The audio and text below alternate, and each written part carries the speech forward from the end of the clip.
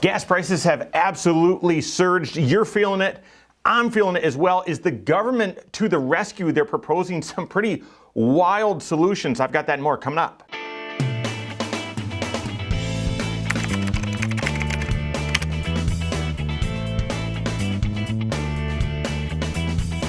My name is Mike Bernard. I'm the host of the Wise Money Show. I'm also one of the certified financial planners right here at Korhorn Financial Group.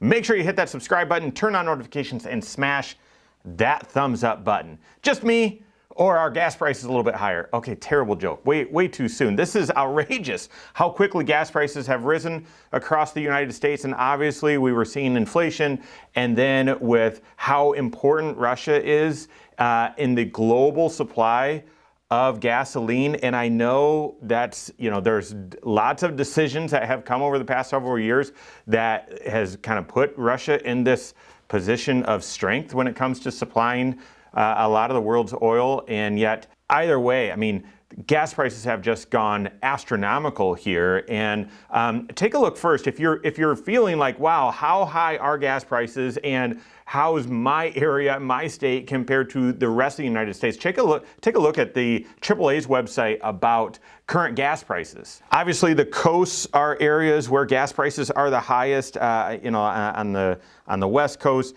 middle of the state, lower. Okay, that makes sense.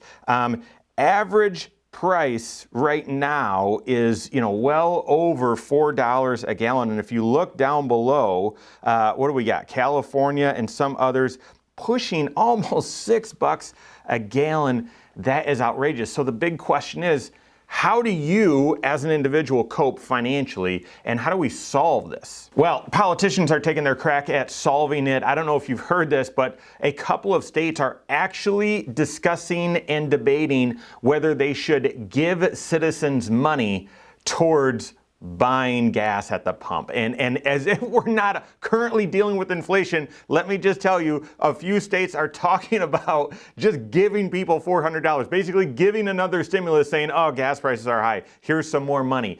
As if we're not already dealing with inflation with this. And I know you might say, well, wait a second.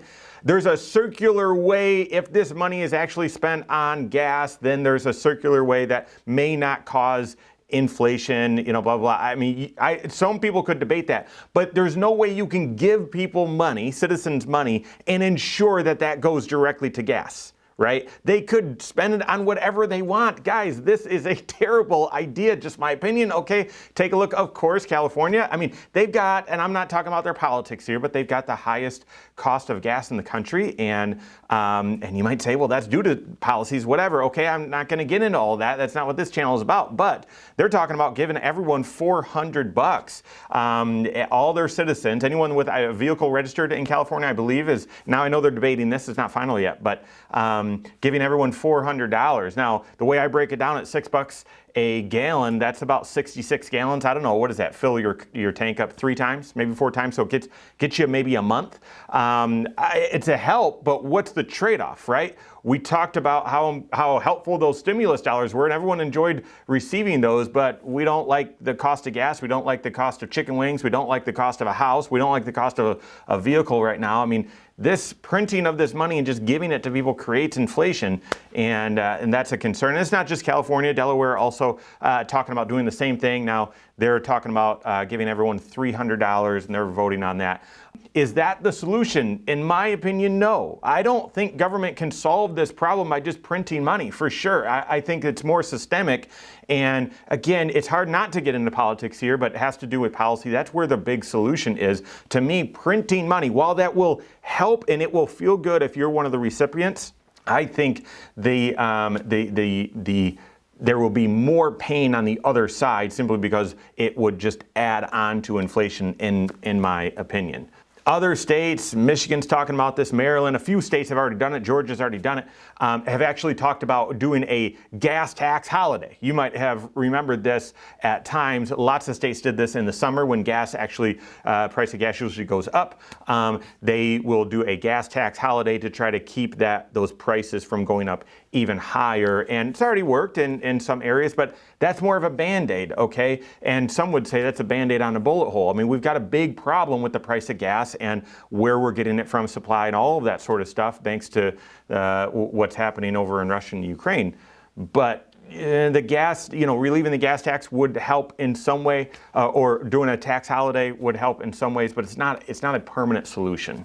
Here's the bad news, and I know you didn't click on this video thinking that I had the solution to solve all of our gas price problem, and the point though is, listen, this is going to impact you regardless, okay, like it or not, and no one likes it, right? It is going to impact you. So financially, what are the things that you need to do to manage through higher prices? It just, well, I need to just hope the government gives me some sort of bailout, gives me a check, or takes gives a tax holiday. I mean, that would all, again, on an individual level, might be nice, but I don't think that can be your solution to dealing with higher prices. I mean, number one, you don't have control over prices, but you do have control over your budget. And you're not going to like hearing this, but to me, the very first step needs to be just make sure you're updating your budget. Make sure you're managing your budget. Make sure you're on top of your budget and adjust accordingly if gas prices are higher. You should, between you and your spouse, if you're married, know approximately how many times you fill up per week and know approximately how much it costs to fill up the tank. And when gas prices go from $3 up above $4 or from $2.50 up above $4, you can calculate, okay, what's that going to do to your monthly expenses in that category? And then you can determine, all right, well, we've got enough margin to handle this for the next 5-6 months or however long it's going to last. I don't know, maybe longer. Or we don't have enough margin and we're going to need to make some other adjustments. No one likes having that discussion and doing that work. But what would be even worse is pretending that decision wasn't even there in the first place. Well, gas prices are higher and I'm just going to continue doing what I normally do.